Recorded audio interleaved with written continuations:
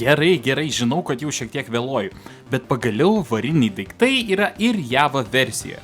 O koks dar smagus dalykėlis atsirado? Tai kaip ir ką tik matėte už manęs, vienas didžiausių įvykių buvo varinis golemas.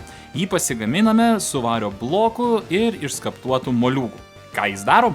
Vat sumeti belė kokius daiktus į jo skrynę ir jis sudeda juos tvarkingai į paprastas tavo skrynes. Tik svarbu nepamiršti jo nuvaksuoti, nes kitaip sustings ir virs statula. Dar viena didelė sensacija – lentyna. Tai pirmasis blokas, atrodantis arčiausiai vertikalaus pusblokio. Lentynos funkcija paprasta – padėjai daiktą ir pasiėmei arba apkeitei.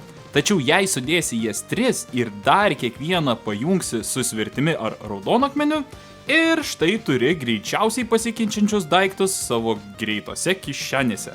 Dabar nesunkiai galėsite susidėti įvairius įrangos derinius ir juos pasikeisti, kai keliaujate kasinėtis ar kovoti.